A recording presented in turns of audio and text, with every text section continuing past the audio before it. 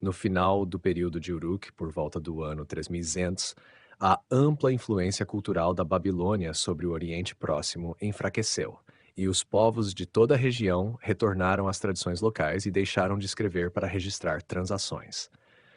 No sul da Mesopotâmia, contudo, as fontes escritas aumentaram enormemente em número, permitindo-nos estudar os desenvolvimentos políticos e culturais com muito mais detalhe do que antes. Elas mostram que uma rede de cidades-estado, constantemente interagindo e competindo entre si, caracterizava a situação política da região. Após vários séculos, os contatos culturais entre a Babilônia e o restante do Oriente Próximo ressurgiram, o que nos permite ampliar novamente o foco geográfico dos estudos históricos, e mostra que, em outras regiões também, pequenos estados formavam a organização política predominante. A Babilônia torna-se, assim, o nosso foco de atenção na era de 550 anos, que costuma ser chamada de período dinástico inicial. Esse período é frequentemente subdividido em dinástico inicial 1, t 2900 do 750, 2, 750, do 2600, 3 As, 2600 do 2450 e 3B, C 2450, 2350. Mas essas são distinções arqueológicas baseadas em mudanças estilísticas nos vestígios materiais que têm pouco valor histórico. O período deve ser considerado como uma unidade em termos políticos, apresentando as mesmas características básicas durante toda a sua duração. As fontes escritas para o estudo desse período abrangem uma variedade de gêneros. Documentos administrativos continuam a dominar em número, mas também possuímos narrativas políticas escritas para alguns governantes do período e contos literários posteriores sobre outros. Arquivos administrativos surgem em diferentes sítios em quantidades cada vez maiores. As informações que contêm tornam-se mais amplas, e entendemos melhor os próprios textos, porque eles refletem com mais precisão a língua falada ao registrar elementos fonéticos e gramaticais. Em Ur, cerca de 280 tabuinhas foram escavadas datando de aproximadamente 2800. As tabuinhas administrativas de Fara, a antiga Shuruppak, cerca de 1000 tabuinhas, e de Abu Salabik, nome antigo incerto, cerca de 500 tabuinhas, datam de cerca de 2500 e estavam misturadas com material lexical. O maior número de textos provém do final do período, com Girsu fornecendo cerca de 1500 tabuinhas. Durante a maior parte do período dinástico inicial, os habitantes da Babilônia parecem ter sido os únicos a usar a escrita, e somente mais tarde a tecnologia apareceu na Síria, onde foram escavados arquivos em Mari, cerca de 40 tabuinhas, em Nabada, Teubeidar moderno, cerca de 250 tabuinhas, e especialmente no oeste, em Ebla, cerca de 3.100 tabuinhas, todos datando de cerca de 233 a 50. Para o estudo da história política, um novo tipo de texto, a inscrição real, fornece as informações mais úteis. A princípio, consistia apenas na escrita do nome e do título real sobre um objeto votivo, indicando quem o dedicava, por exemplo, Mebarajese, rei de Kish, em um vaso de pedra datado de cerca de 2650. Logo, as inscrições reais passaram a incluir declarações curtas, como o fato de o governante ter encomendado a construção de um templo, e, com o tempo, tornaram-se mais extensas, fornecendo relatos de feitos militares associados ao evento comemorado. O gênero atingiu seu auge no primeiro milênio, com relatos longos e detalhados ano a ano das campanhas e descrições das construções erguidas. Esses registros oferecem dados importantes sobre as atividades do governante, tanto como construtor quanto como guerreiro. Do período dinástico inicial, um pequeno número de textos foi encontrado nos sítios babilônicos de Adab, Kish, Nippur, Uma e Uruk. Mari, às margens do Eufrates, é a única cidade síria onde foram escavadas inscrições reais. Mas o maior grupo, de longe, provém do estado meridional de Lagash, onde 9 membros da dinastia local deixaram um total de 120 inscrições. Elas fornecem uma descrição explícita das guerras entre esse estado e seu vizinho, Uma, claramente tendenciosas em favor da perspectiva de Lagash, uma vez que foram escritas por seus reis. Esse conjunto de textos permite-nos, pela primeira vez na história do Oriente Próximo, narrar um evento com base em fontes contemporâneas. Na literatura mesopotâmica posterior, a do final do terceiro milênio e início do segundo, diversas composições tratam de reis do período dinástico inicial. Muitas vezes são bastante detalhadas e, por isso, figuram com destaque nas reconstruções históricas modernas. mas sua confiabilidade como fontes históricas é duvidosa. A mais influente entre elas tem sido a chamada Lista Real Suméria, que inclui uma longa sequência de cidades, dinastias e reis do período dinástico inicial. As porções mais antigas registram reinados fantasticamente longos, por exemplo, 3.600 anos, e nomes reais como cão, escorpião e gazela, sendo claramente inverossímeis. Embora as seções posteriores pareçam mais realistas e às vezes possam ser confirmadas por outras fontes, a obra como um todo é, sem dúvida, uma construção posterior destinada a legitimar a situação política de seu tempo. Consequentemente, a lista perde grande parte de seu valor como fonte histórica, embora o conceito de cidades-dinastias permaneça como nosso principal meio de estruturar a história do período dinástico inicial. Outros textos literários sumérios, também conhecidos apenas por manuscritos posteriores, narram histórias sobre três reis da cidade de Uruk, Enmerkar, Lugalbanda e Gilgamesh, envolvendo aventuras militares distantes e conflitos locais. Esses textos são mais importantes pela visão que oferecem da percepção suméria do passado do que como fontes sobre o período dinástico inicial.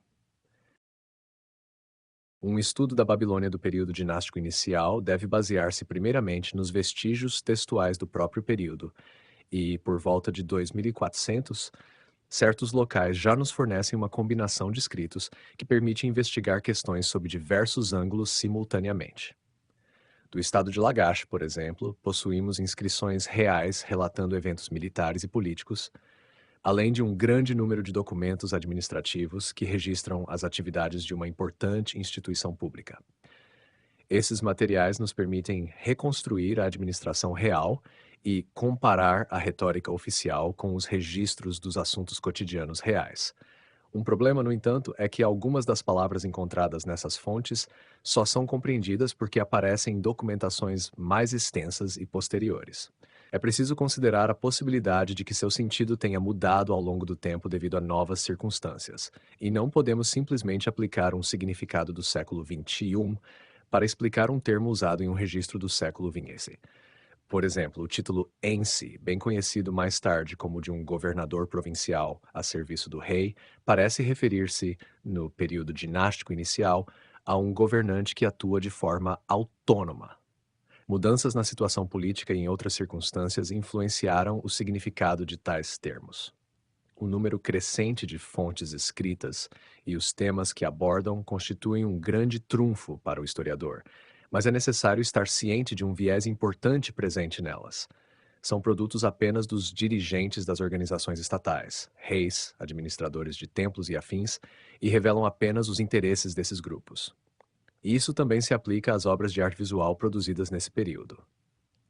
Não apenas seu foco está centrado nas cidades-estado, ignorando em grande parte o que se encontrava fora delas, como também podem expressar mais as ambições de seus autores do que a realidade.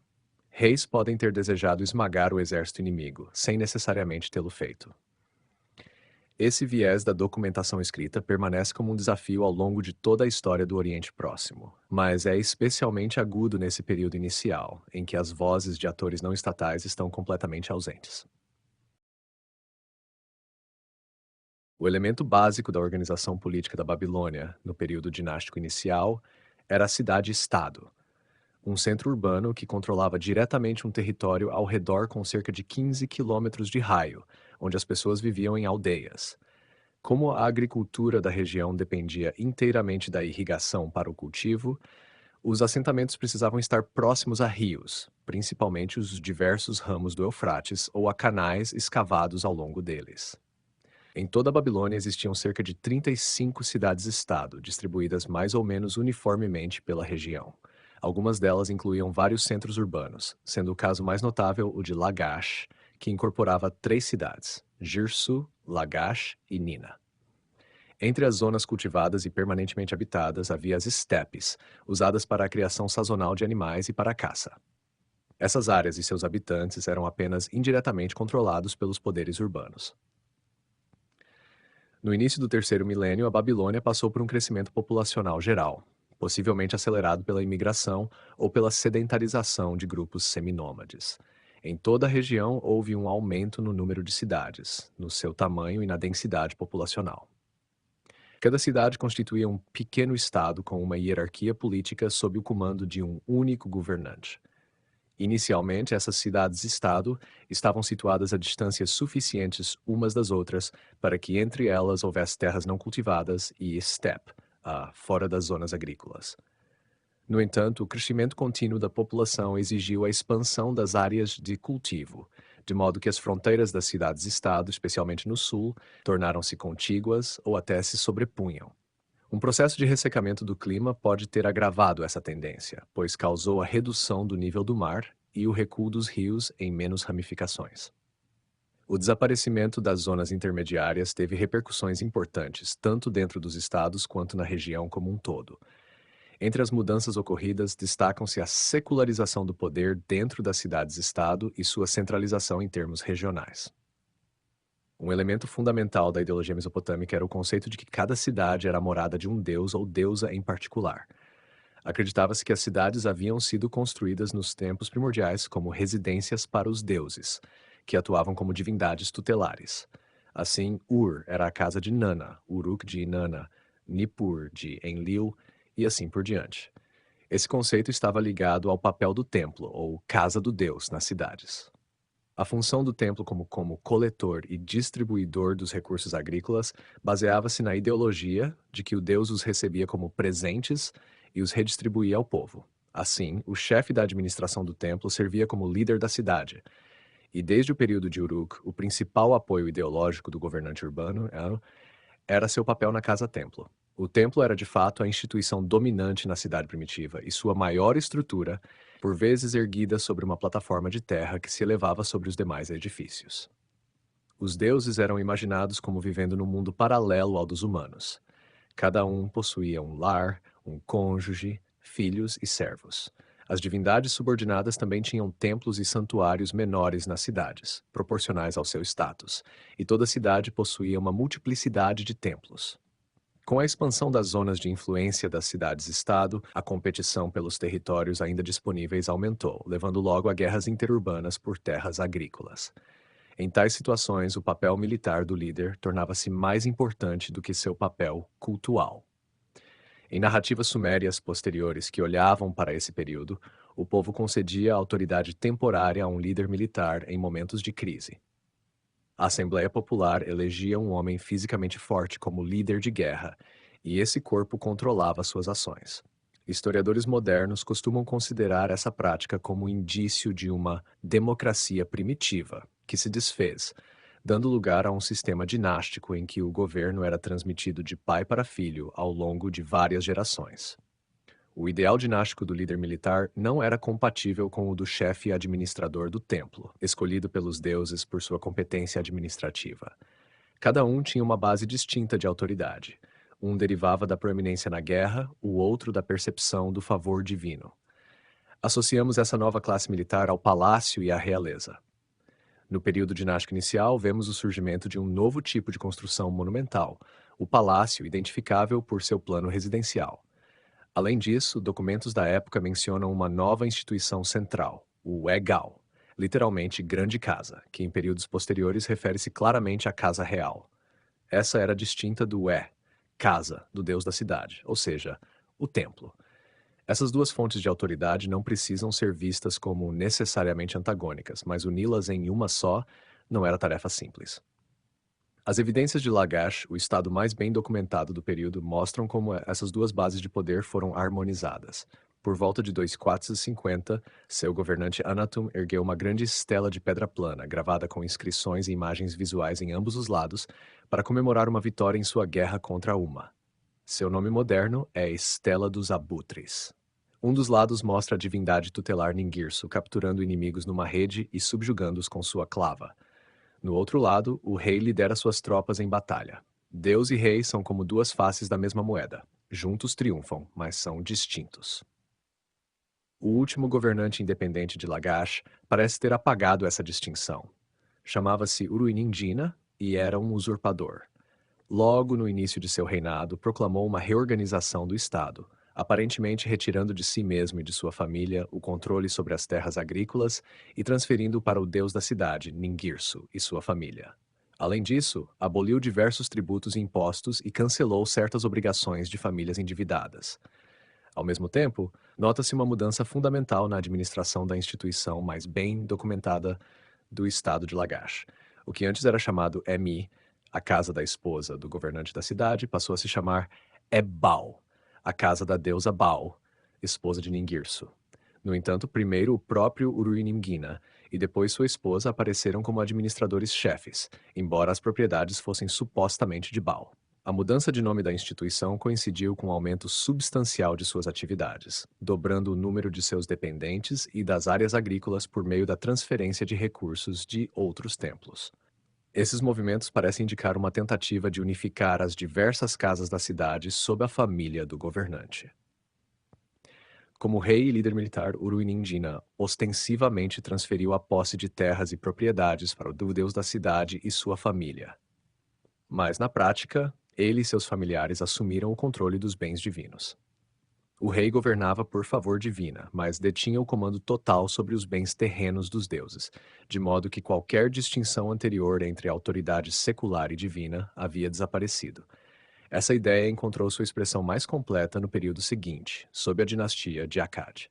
Como veremos, seu quarto rei, Naram-Sin, declarou-se um deus, e ao representar uma vitória militar em sua estela, fundiu os dois lados da estela dos abutres em um só.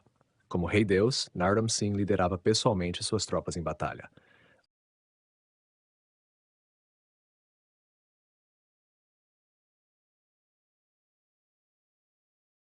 A intensificação da competição por terras entre as cidades-estado é mais claramente observada numa série de inscrições encontradas no estado meridional de Lagash. Ao longo de 150 anos, aproximadamente de 2500 a 2350, os reis de Lagash escreveram relatos sobre um conflito de fronteira com seu vizinho setentrional, Uma. Eles descreveram a guerra como uma disputa entre Ningirsu, divindade tutelar de Lagash, e Shara, deus de Uma, por um campo chamado Guedena, que significa limite da planície. Os reis se retratavam como delegados agindo em nome dos deuses. Na Estela dos Abutres, Enatum chegou a se descrever como o filho gigante de Ningirsu, gerado para lutar por sua causa. Segundo os relatos de Lagash, o deus supremo Enlil havia demarcado num passado remoto a fronteira entre os dois estados atravessando Guedena. As inscrições reconhecem que, historicamente, um rei de Kish chamado Mesalimna, que teria vivido por volta de 2600, realizou tal demarcação. Já nesse período, portanto, as duas cidades-estado tinham reivindicações concorrentes e buscavam arbitragem externa. A sequência exata dos acontecimentos é difícil de estabelecer, já que apenas o ponto de vista de Lagash está documentado. Sempre que o Estado estava forte, tentava impor suas reivindicações sobre a terra, fossem elas justificadas ou não. Reis sucessivos afirmavam que Uma havia ocupado ilegalmente a terra e que o exército de Lagash empurrava repetidamente o inimigo de volta.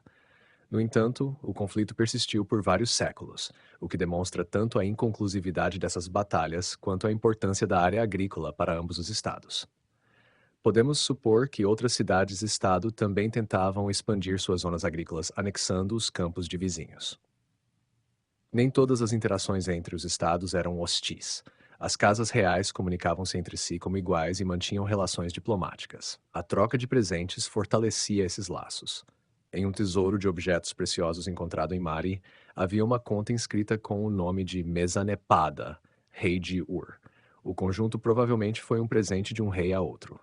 A esposa do governante de Lagash, Baranamtara, é conhecida por ter trocado presentes com sua equivalente em Adab, prática que provavelmente era comum.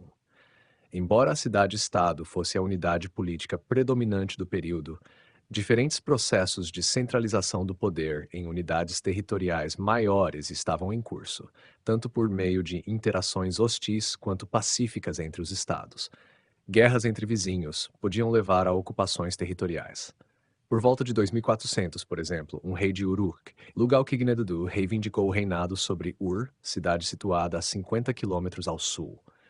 O processo de conquista e unificação culminou ao final do período dinástico inicial, quando o rei de Uma, Lugal-Zagezi, conquistou Ur e Uruk e derrotou Uruinindina de Lagash, passando a governar todo o sul da Babilônia. É verdade que ele pode ter exagerado suas conquistas em suas próprias inscrições, nas quais afirmava controlar da Mar Superior a Mar Inferior, isto é, do Mediterrâneo ao Golfo Pérsico. Mas certamente o alcance de seu poder ultrapassava as fronteiras tradicionais de uma única cidade-estado. Alianças políticas nas quais os participantes aceitavam a autoridade de um agente externo são documentadas desde cerca de 2600.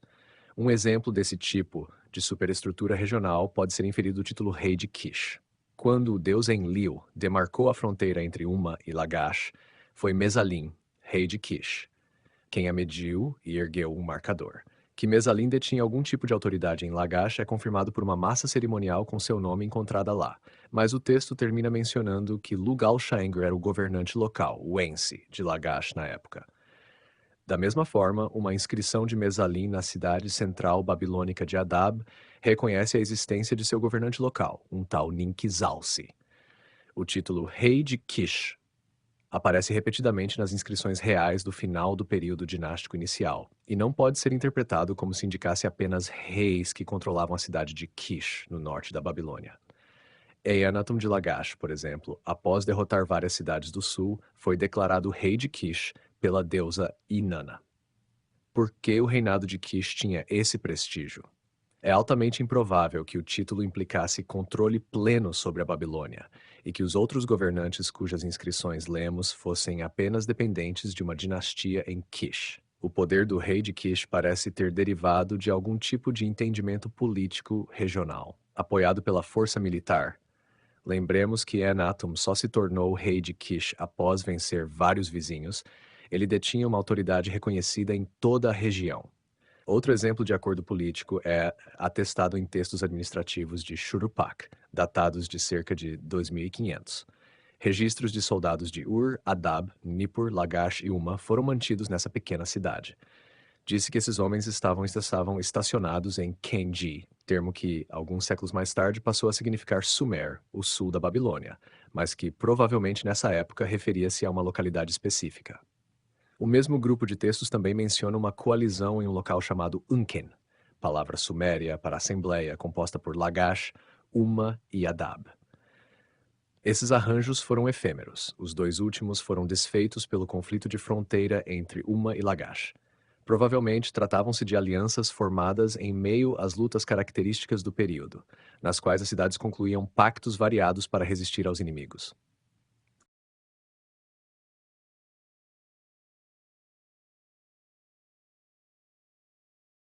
Ainda assim, havia um entendimento compartilhado de que todas as cidades-estado pertenciam a um sistema religioso comum que as unia tanto em tempos de guerra quanto de paz. Isso já está atestado por volta de 3000, quando múltiplas cidades haviam se desenvolvido. E não surpreende que o centro urbano mais antigo, Uruk, desempenhasse um papel de destaque nesse sistema. A existência de práticas cultuais coletivas centradas em Uruk é sugerida por um conjunto de impressões de selo em tabuletas e pedaços de argila, que apresentam símbolos representando os nomes de várias outras cidades. Impressões de selos em tabuletas do período Jemdet Nasr, 2100-2900, mostram uma sequência fixa de símbolos de cidades, incluindo os de Ur, Larsa, Zabalam, Urum, Arina e provavelmente Kesh. É provável que essas tabuletas registrassem contribuições feitas à deusa Inanna de Uruk e que os habitantes de diversas cidades apoiassem seu culto. Em níveis ligeiramente posteriores do período dinástico inicial Imen-Ur, foi encontrado um grande número de selos que apresentam combinações um pouco diferentes de símbolos de cidades, frequentemente combinadas com o símbolo da roseta de Inanna. Eles foram usados principalmente para lacrar portas, o que indica que um armazém em Ur havia sido reservado para conter materiais dedicados ao seu culto. Em algum momento do período dinástico inicial, o foco do culto unificado deslocou-se para a cidade de Nippur, no centro da Babilônia. As famílias divinas das cidades individuais foram reunidas num panteão babilônico comum, que, ao final do período dinástico inicial, era chefiado por Enlil, patrono de Nippur. Ele detinha o poder supremo no mundo divino e, como vimos anteriormente, foi quem demarcou a fronteira entre Uma e Lagash.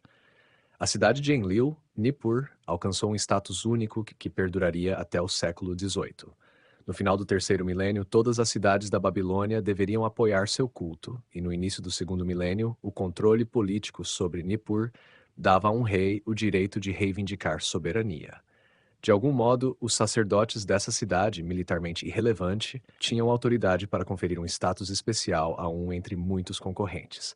Eles parecem já ter tido esse poder no período dinástico inicial, quando reis de Adab, Kish, Lagash, Umma e Uruk deixaram inscrições breves em Nippur, sugerindo que buscavam obter o favor de seu sacerdócio. Esse senso de unidade não se restringia a falantes de uma única língua. Podemos afirmar com certeza que pelo menos duas línguas eram faladas na Babilônia durante o período dinástico inicial: o sumério e uma língua semítica, às vezes chamada de proto-acadiano. As duas línguas eram muito diferentes em sua estrutura, mas compartilhavam algum vocabulário, e a gramática suméria influenciou o acadiano, o que indica que eram usadas simultaneamente por um mesmo grupo populacional. Não é fácil determinar qual era a língua falada de alguém em uma sociedade antiga multilingüe. Todos os babilônios letrados nesse período, ou habitantes do Oriente Próximo de modo geral, compartilhavam a mesma cultura escriturária, que será descrita mais adiante. Embora pudessem registrar seus idiomas vernáculos, todos escreviam majoritariamente em sumério. Um texto escrito em sumério, portanto, não é evidência de que a língua materna de seu autor fosse o sumério. Os escribas de Abu Salabik, por volta do ano 2500, tinham nomes semitas, mas escreviam quase exclusivamente em sumério. De fato, os nomes de pessoas provavelmente são melhores indicadores da língua que falavam. No Antigo Oriente Próximo, os nomes pessoais frequentemente eram frases curtas, o que permite avaliar sua familiaridade com determinada língua. Por exemplo, o nome sumério Aba-a-Jin significa quem é como o pai. Costumamos considerar a língua em que se dá o nome, sumério, acadiano e mais tarde amorita, aramaico, etc., como indício da língua falada em casa. Assim, vemos na sociedade do período dinástico inicial uma mistura de nomes sumérios e semitas, sendo os primeiros predominantes no sul da Babilônia e os últimos no norte. Essa distinção não levou a conflitos étnicos, como às vezes se argumenta. Membros dos dois grupos linguísticos viviam lado a lado. Politicamente, a Babilônia do período dinástico inicial era dividida. Culturalmente, não.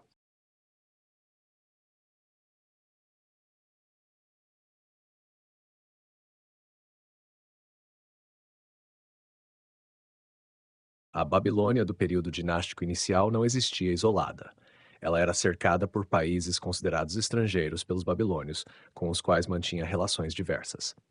A situação política no restante do Oriente Próximo precisa ser reconstruída, principalmente a partir de dados arqueológicos, pois nessas regiões a escrita só surgiu tardiamente, quando textos começaram a aparecer em alguns sítios sírios.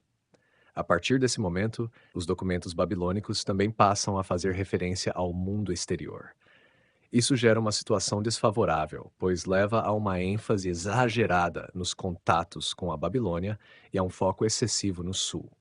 Com o fim da expansão de Uruk no final do quarto milênio, os contatos entre a Babilônia e o mundo ao seu redor mudaram radicalmente.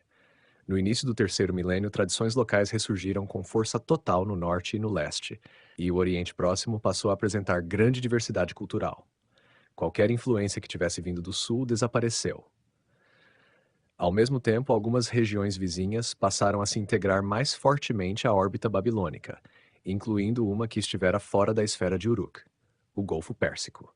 O Golfo dava acesso às minas de cobre de Omã, cruciais para a tecnologia do bronze recém-desenvolvida.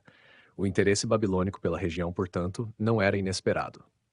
Os textos começam a mencionar uma terra chamada Dilmun, como parceiro comercial importante e fonte de madeira e cobre. Dilmun havia sido mencionada apenas uma vez nos textos do período Uruk IV, mas ao longo do período dinástico inicial, as referências tornam-se mais frequentes. Sua localização é incerta. Para esse período, o nordeste da Arábia ou a ilha do Bahrein são os candidatos mais prováveis. Em qualquer dos casos, Dilmun não era produtora de madeira ou cobre, mas atuava como centro mercantil, comercializando bens obtidos em regiões mais distantes. Materiais arqueológicos da Arábia Oriental e de Omã mostram grande contato com a Babilônia. Muitos vasos cerâmicos eram importações mesopotâmicas, mas foram encontrados em contextos arqueológicos que não apresentam caráter mesopotâmico. Em Omã, por exemplo, muitas tumbas circulares com pedras empilhadas foram construídas nesse período, uma prática completamente alheia à Mesopotâmia. Assim, vemos aqui um tipo de interação diferente daquele do período de Uruk. Naquela época, os babilônios pareciam negociar por meio de colônias. Já no período dinástico inicial, o faziam sem presença permanente na região. Os países ao leste da Babilônia haviam sido incorporados à expansão de Uruk, e a cultura de Uruk-Thorth influenciou fortemente Susa, seu principal centro urbano. Isso mudou subitamente com o início do terceiro milênio, quando surgiu uma cultura local conhecida como Proto-Elamita, mais próxima do Irã Oriental. Cerca de 400 quilômetros ao sudeste de Susa, outro centro, Anshan, atual Tali Malian, tornou-se proeminente e expandiu-se consideravelmente. Susa dominava as planícies a oeste dos Montes Zagros, Anshan, as terras altas da cadeia montanhosa ao sul. É improvável que um estado territorial unificado, incluindo ambas as cidades e os territórios intermediários, já existisse nessa época. Mesmo assim, textos babilônicos da metade do terceiro milênio começam a mencionar uma terra chamada Elam. Provavelmente tratava-se de uma coalizão frouxa de entidades políticas, algumas das quais aparecem de forma independente nos textos mesopotâmicos. Reis tardios do período dinástico inicial, oriundos de Lagash, fizeram campanhas contra Elam, provavelmente visando o acesso a rotas comerciais que alcançavam regiões distantes. Por exemplo, contas de cornalina provenientes do Vale do Indo e lápis-lazuli do Afeganistão aparecem em contextos arqueológicos na Babilônia nesse período.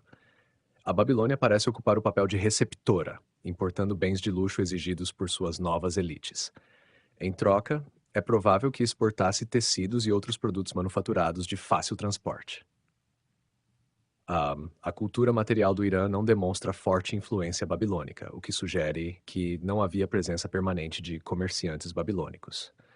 Ao longo do norte do Iraque e da Síria, a leste do rio Eufrates, surgiu no início do terceiro milênio uma nova cultura material, denominada pelos estudiosos como Ninevite V, com base em seu estilo cerâmico. Seus vestígios são geralmente encontrados em sítios situados em importantes rotas terrestres, e parece que os povos dessa cultura controlavam o comércio. Regiões mais a oeste apresentam uma variedade de culturas materiais, sugerindo a ausência de uma entidade regional unificada. Essas sociedades não eram urbanizadas, pelo menos em comparação com a Babilônia. Diversos assentamentos que mais tarde se tornariam centros importantes tiveram origem nesse período, mas características urbanas propriamente ditas só surgiram por volta de 2600. Apenas então reapareceram cidades muradas e áreas densamente habitadas. Embora alguma influência do sul possa ter servido de catalisador para esse desenvolvimento urbano tardio, tratou-se de um processo autóctone, com diferenças claras em relação ao sul. O regime agrícola da Mesopotâmia setentrional e da Síria diferia do da Babilônia por depender das chuvas e não da irrigação para o cultivo de cereais. Os rendimentos por hectare eram mais baixos do que quando se usava irrigação, de modo que áreas maiores precisavam ser cultivadas para alimentar o mesmo número de pessoas, embora com menor intensidade de trabalho. Consequentemente, as cidades do norte tendiam a ser menores que as do sul, e uma parcela maior da população vivia em aldeias periféricas. Outra diferença estava no papel do palácio na sociedade do norte. Ao contrário do sul, onde o templo era a principal instituição nas cidades antigas, a autoridade secular era preeminente no norte e o palácio dominava o espaço urbano.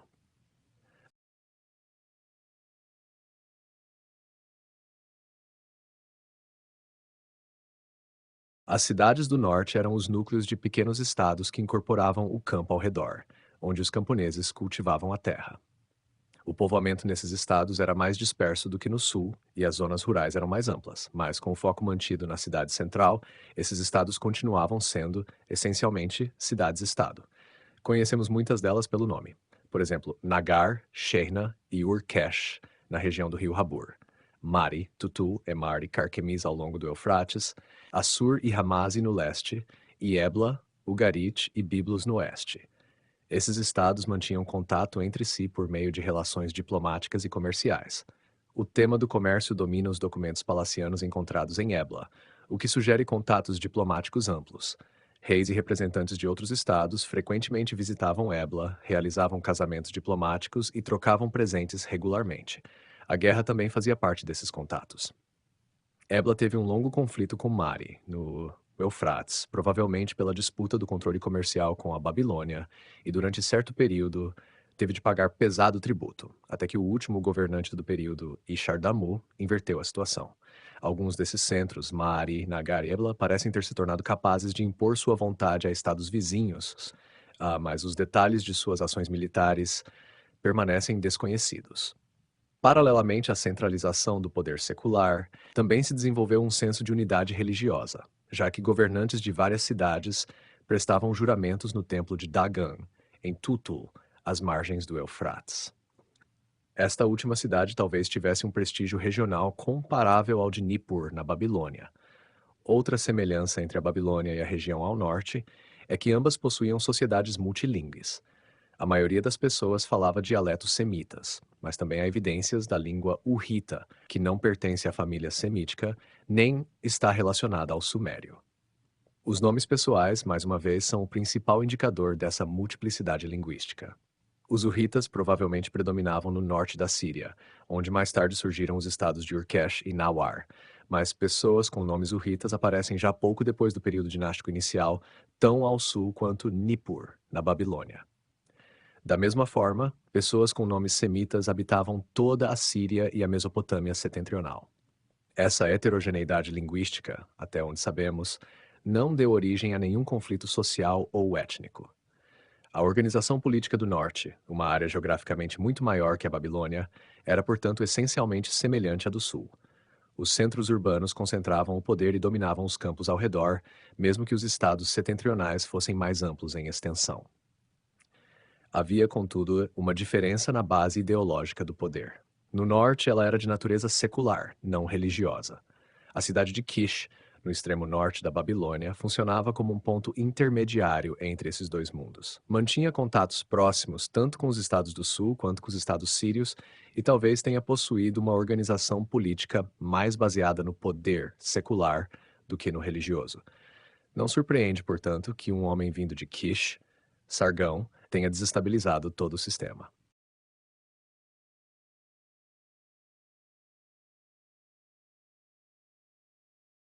Para o estudo da história social no período dinástico inicial, devemos confiar principalmente nos documentos administrativos. Característica desse período e de todo o terceiro milênio foi a organização da sociedade em torno de casas ou domicílios, households. Essas eram entidades cujos membros residiam juntos, incluindo várias gerações de uma família, bem como dependentes, como servos.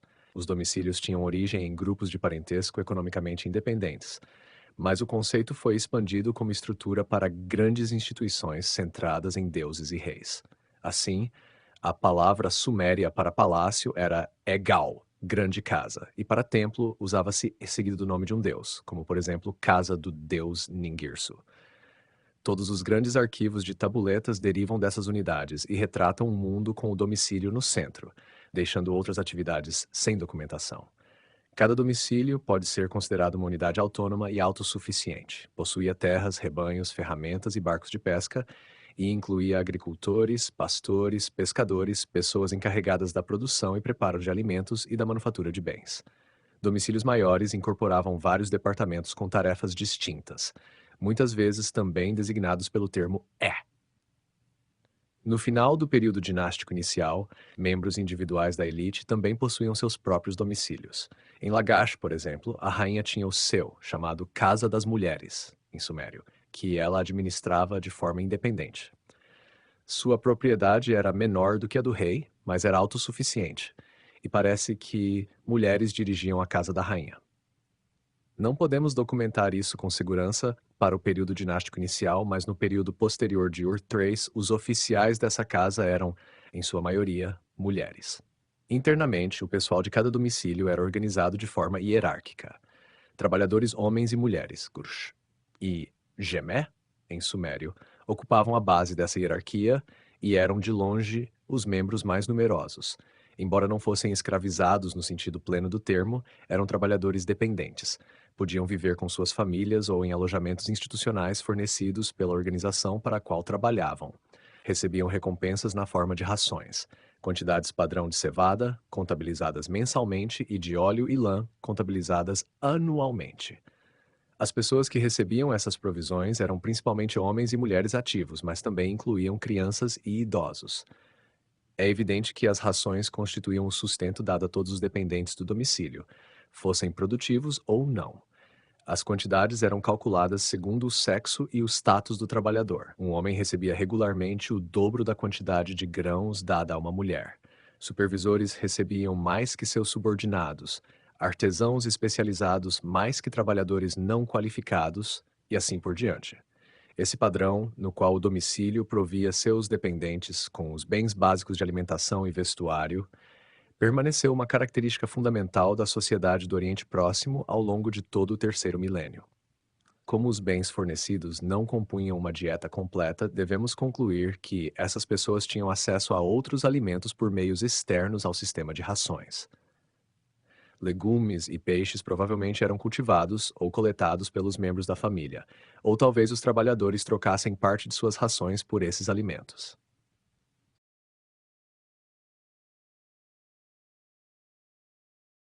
A maioria dos trabalhadores realizava tarefas manuais repetitivas. As mulheres estavam especialmente envolvidas nas funções de moendas e tecelagem. Moer grãos nessa época era uma tarefa extenuante, que exigia esfregar o cereal para frente e para trás sobre uma laje de pedra com outra pedra menor, segurada com as mãos. Esperava-se que as mulheres produzissem cotas diárias fixas de farinha ou de tecido. A quantidade produzida dependia da qualidade do produto final, que variava enormemente. Sabemos, a partir de textos do período posterior de Ur-3, que as cotas eram elevadas. Uma mulher devia produzir 10 litros de farinha comum ou 20 litros de farinha grossa por dia.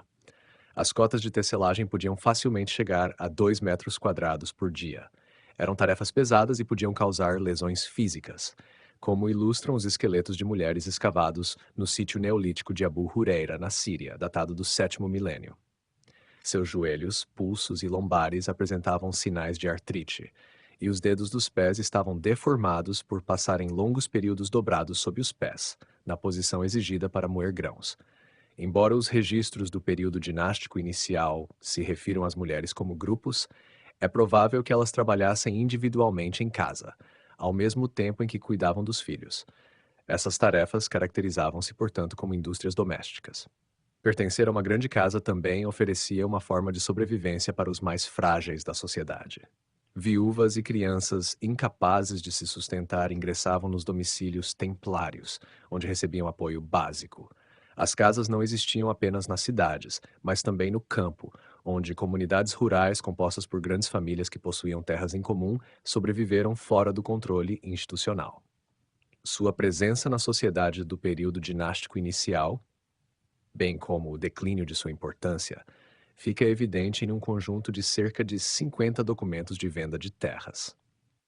Quando um lote agrícola era vendido, normalmente passava de vários vendedores para um único comprador. Os vendedores tinham níveis desiguais de direito sobre a terra. Aqueles mais diretamente ligados a ela recebiam a maior compensação, outros um pouco menos, e grandes grupos de pessoas recebiam presentes simbólicos, como refeições, no momento da transação. Originalmente, portanto, a terra era provavelmente de propriedade coletiva, mas todos os compradores registrados eram agentes únicos, membros da elite que conseguiram adquirir propriedade individual sobre os direitos, possivelmente, em alguns casos, por meio da força. Essas elites provavelmente pertenciam a domicílios institucionais e aproveitaram sua posição para obter bens privados.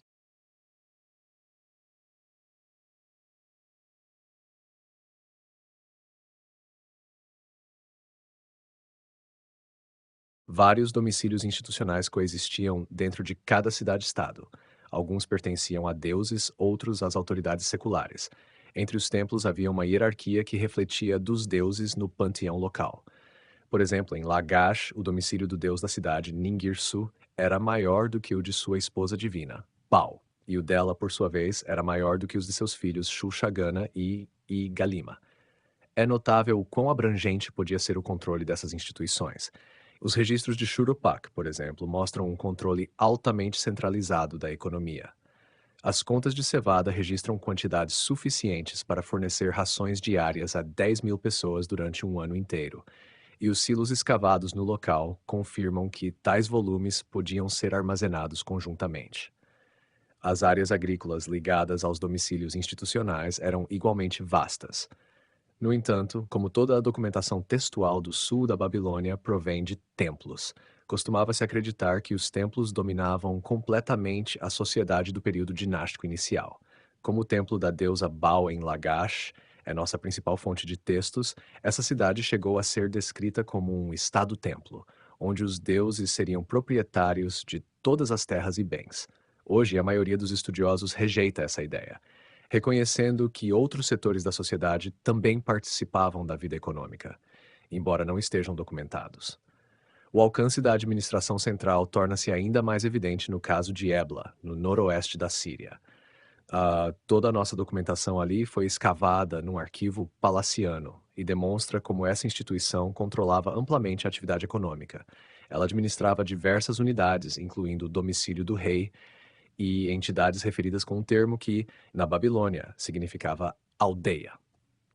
Não está claro se o uso dessa palavra indica que as comunidades rurais coincidiam com unidades administrativas ou se foram transformadas em unidades administrativas com o advento do poder centralizado. Podemos afirmar, porém, que a agricultura no território de Ebla permaneceu sob responsabilidade das aldeias, ainda que supervisionadas pelo rei, diferentemente da Babilônia, onde grande parte da produção agrícola era conduzida diretamente por forças de trabalho institucionais. A capacidade de certos indivíduos de concentrar recursos de maneira desigual em torno de si fica mais evidente no registro arqueológico. O chamado Cemitério Real de Ur revela claramente a existência de um pequeno grupo de pessoas que podia dispor de grandes quantidades de objetos de luxo para serem enterrados com elas. 16 dos cerca de 2.000 túmulos escavados possuíam câmaras elaboradas em pedra e tijolo. Bens funerários extremamente valiosos foram colocados nesses sepultamentos. Elmos dourados, punhais, instrumentos musicais incrustados, entre outros. O mais revelador sobre o poder dos sepultados é o fato de que alguns foram acompanhados por assistentes humanos, mortos ou dispostos a morrer no funeral de seus senhores ou senhoras. Não sabemos exatamente quem foi homenageado com tais sepultamentos elaborados, se membros da elite palaciana ou templária. Isso por si só demonstra que estruturas de poder com legitimidades baseadas em diferentes ideologias coexistiam no final do período dinástico inicial, e que a definição completa das hierarquias sociais e políticas ainda não estava consolidada nessa época.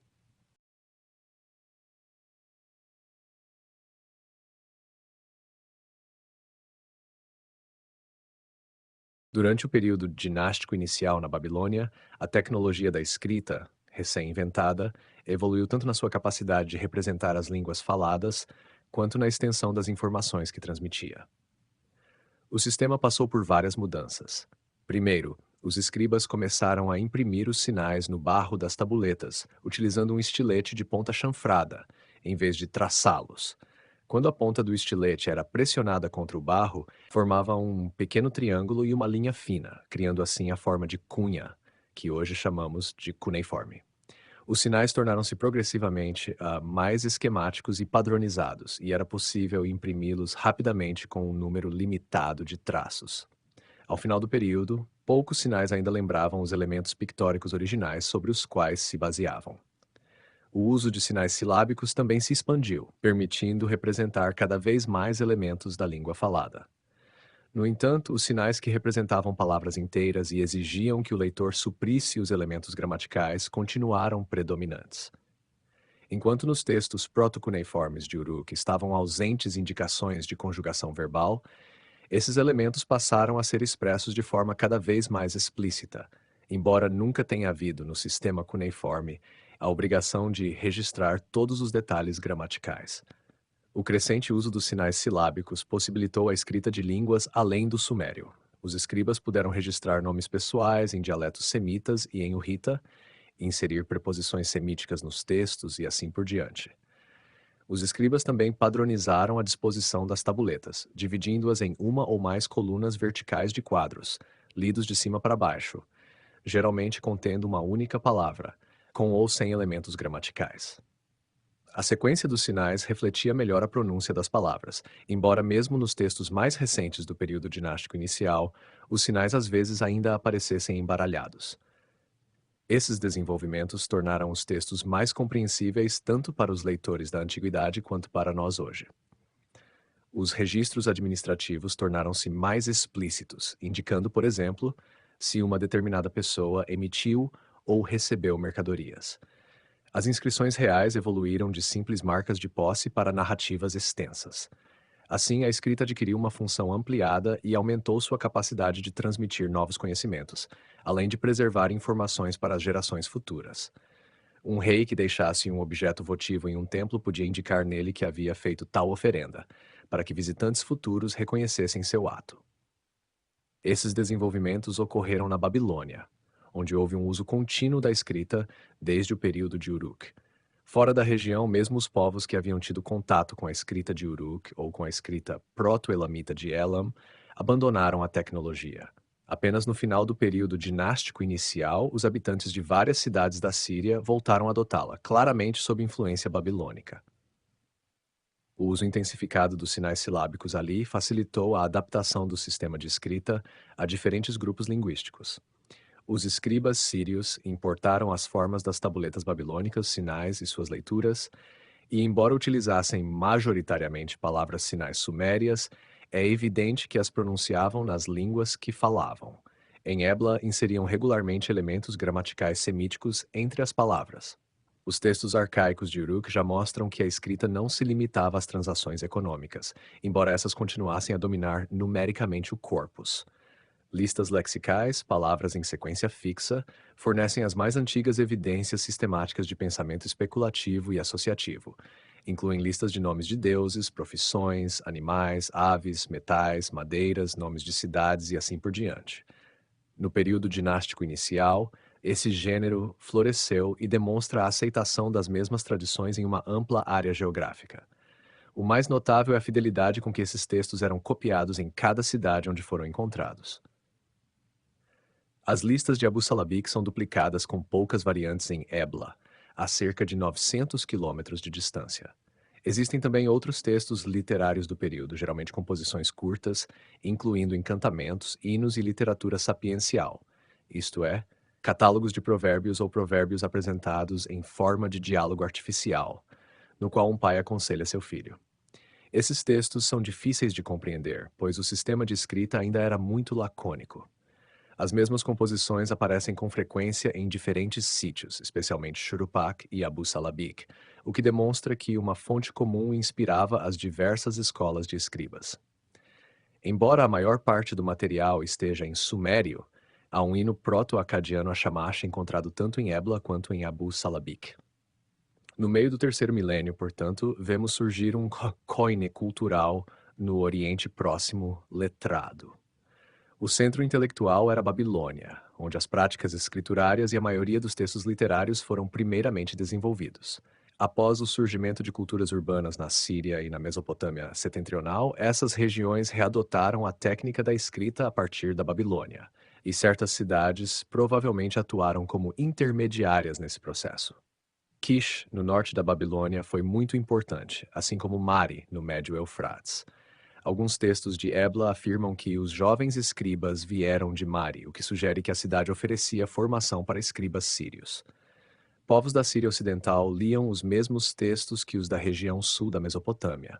Empregavam as mesmas práticas escriturárias, moldavam suas tabuletas de forma semelhante, usavam os mesmos sinais cuneiformes e os organizavam do mesmo modo. Politicamente, porém, viviam em cidades-estado independentes. Os estados do sul eram relativamente pequenos em extensão territorial, enquanto os do norte e da Síria Ocidental abrangiam áreas mais amplas. Esses estados competiam entre si por meios militares e outros, e seus governantes rotineiramente buscavam impor supremacia sobre os vizinhos ou firmar alianças efêmeras. Essas ações prepararam o terreno para Sargão de Akkad, que iniciou um novo período na história do Oriente Próximo ao levar a política de conquista ao extremo.